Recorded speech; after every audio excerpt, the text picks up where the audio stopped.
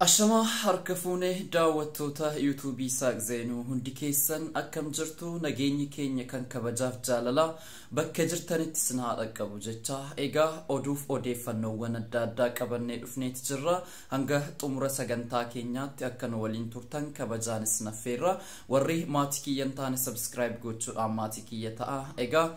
Oduun keenya har'aa oduu ijoowwan gurguddoo lama of keessaa qaba dhimma barreeffama taayii danda'atii fi akkasumas oduu gaddaa ni qabna egaa jalqaba irratti oduu gaddaarraa kaana jechuudha egaa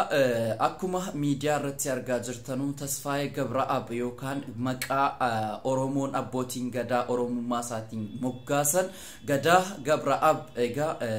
addunyaa kanarraa boqachuun isaa dhaga'ameeti jira egaa Tasfaayee Gabra'aab barreessaa cimaa beekamaa nama lammii Eertiraati keessattiyyuu dhimma Oromoo fi sirna gadaa akkasumas hacuuccaawwan kanaan dura sirni nafxanyaa Oromoo irratti geessisaa ture ragaadhaa fi akkasumas barasaa eenyuun akka gaggeeffamaa ture kan maxxanseedha keessatti kitaaba isaa burqaa zimmitaa kan jedhu callisuu burqaa kan jedhudha mata dureen isaa egaa kitaabni kun ummata Oromoo biratti jaallatama guddaa fudhatee saba Amaaraatiin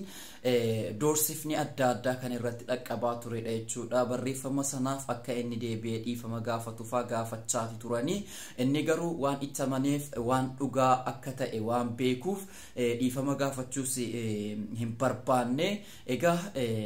Tasfaayee Gabra'aab umrii isaa waggaa 53 addunyaa kanarraa boqachuun isaa dhaga'amee jira akka maatiin himanitti ji'ootaaf dhukkubsataa kan ture magaalaa Keeniyaa Naayiroobii keessatti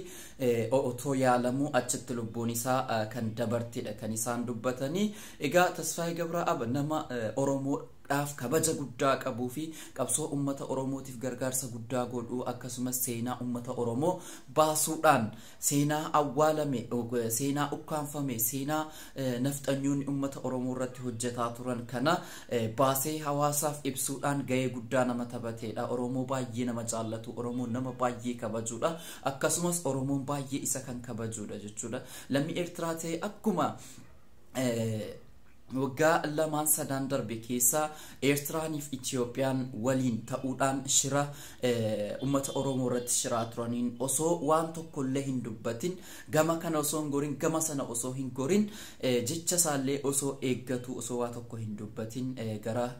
bakka dhugaatti godaanuun isaa immoo kabaja guddaa akka inni ummatarraa argatu isa godhee jira jechuudha egaa namni ni boqataa seenaan isaa seenaa inni hojjete yoomuyyuu bara baraan haarawaa deemaa jechuudha egaa kitaaba yezimmitaa burqaa sana keessatti Oromoon maal akka ta'eef akkamitti akka hacuucamaa ture hundi keessaniyyuu yoo dubbistan seenaa guddaa isaa irraa barattu jenneeti yaanna an amma ta'e dubbisuudhaaf yaaleen ture garuu hin xumurree osoon argadhe ammas illee akkan dubbisu gamanumaan isin beeksisa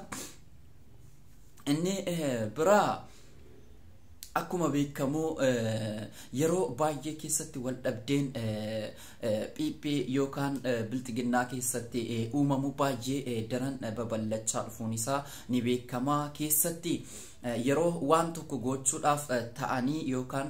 karaan akka badee jedhe yookaan garaagarummaa way uumanii akka ummanni fokas gara isaaniitti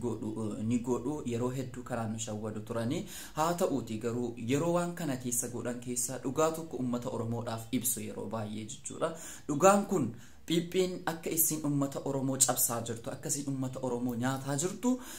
ifaan ifatti yeroo baay'ee ni kaasu garuu yeroo isaan waan akka kanaa dubbatanu waan tokko gochuudhaaf yeroo karoorfatanidha yeroo ergama wayii walitti kennanii ergama sana baachuudhaaf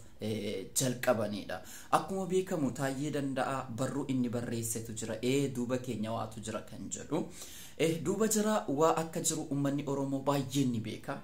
namni hin beekin hin jiru ummanni Itoophiyaa hedduun isaanii ni beeka duuba jira akka waa jiru jechuudha akka ergama akka waan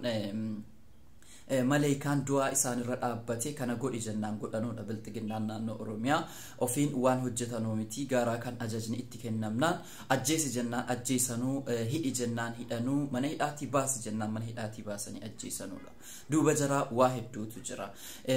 saamicha qarshiidhaan waliin wal qabatee gara miiliyoonii 60 akka saamame kan barruu sana irratti barreessedha miiliyoonii 60 kun akkamitti akka saamame ajjechaan abbaa gadaa kun akkamitti akka ajjeefaman shiraan akka ajjeefamanii fi eenyu akka ajjeefame achi keessatti waan tuttuqee jira jechuudha haa ta'uti ifa baasee dubbachuu haa dhabu malee akka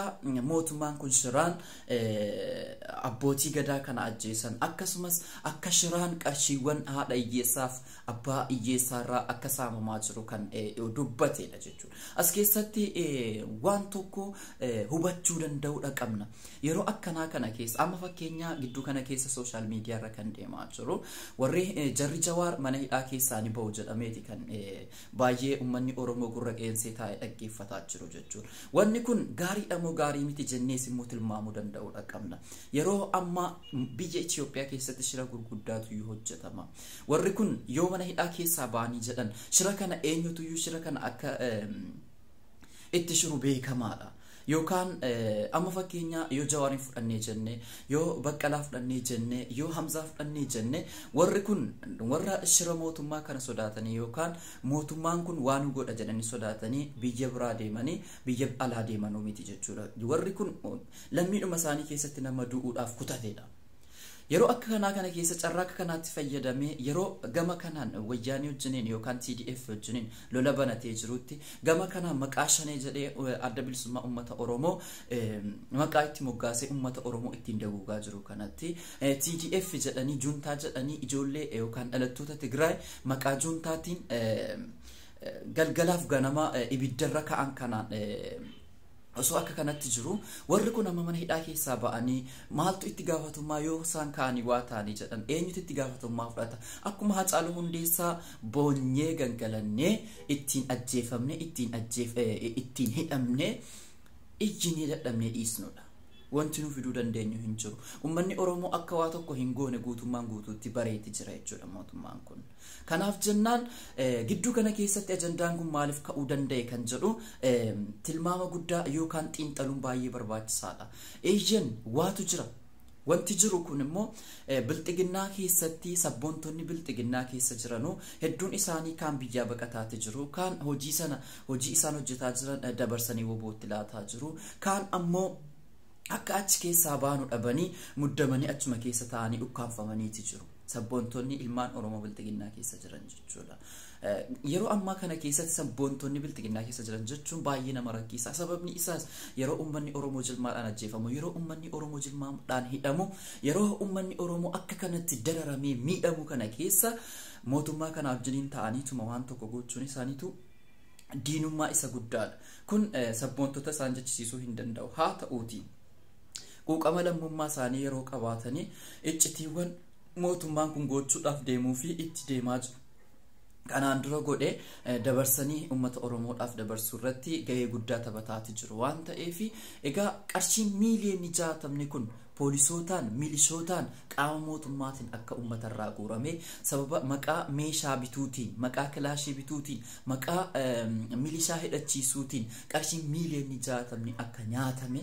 qaama poolisiitiif qaama bilxiginnaatiin akka nyaatamedha taa'ee danda'a kan inni ifa baasee jiru jechuudha abbootiin gadaa gadda Karrayyuu keessatti Kadir Hawaas ajjeefamanii namoonni 14 bakka tokkotti ajjeefamanii reeffa isaaniillee gara qixxeessaa bineensi nyaate ija isaanii allaattiin baastee haala gaddisiisaa ta'e namoonni kaan ammoo isaanii wajjiniin jiran namoonni hedduun akka isaan badanii mana hidhaa adda addaa keessa jiranuu beekamaadha jechuudha bakka sirni gadaa yookaan yuubni aangoo ofirkaa qabanutti aangoo daddabarsuudhaaf sagantaa godhaa jiranitti qaamni mootummaa itti marsee sana booda ergatti marseen warra kana fuudhee namoota 14 bakka tokkotti jechuudha ajjeesee bineensa nyaachisee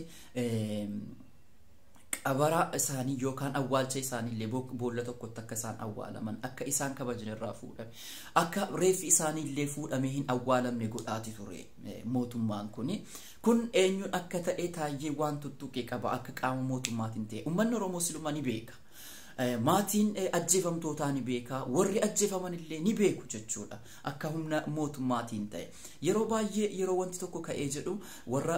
mootummaan shororkeessummaadhaan maqaa itti moggaaseetu maqaa itti ba'u ABO shanidha jedhu yoo Oromoo keessaa wanti tokko ta'ee jedhe yoo gama biraatiin gara naannoo Amaaraatiin yookaan gara naannoo Tigraayitiin wanti tokko ta'ee jedhe juuntaatu kana godhee jedhee maqaa itti moggaasa jechuudha maqaa daabboo. Kanaaf jennaan yeroo ammaa kana keessatti biibbiiwwan nyaachuu isaanii uummata Oromoodhaaf faayidaa qabu moo faayidaa hin qabu giddu galeessatti godhannee ittiin deemuu danda'udha qabna namni jaratti hirkatee achiin fagaatu waan ta'eef jechuudha jaras amanuun hin danda'amu. Egaa dhugaa jirtu taayeen al tokko tokko dhugaan harkaanii ba'a shiras inni shira gara caalu jechuudha inni akka bofaati waan ta'eef isa amanuun baay'ee hin danda'amu garuu dhugaa jirtu uummata Oromoo yookaan biraan ga'uun isaa namni akka irraa barumsa baratu ni godha jechuudha. Egaa daawwattoota keenya sagantaan har'aaf qabannee dhiyaanne kana fakkaatu ture amma xumura sagantaa biraatiin hanga walitti deebinutti turtii gaarii isiniin jenna warri maatii kiyyan taane subscribe gochuudhaan maatii kiyya ta'a nagaatti.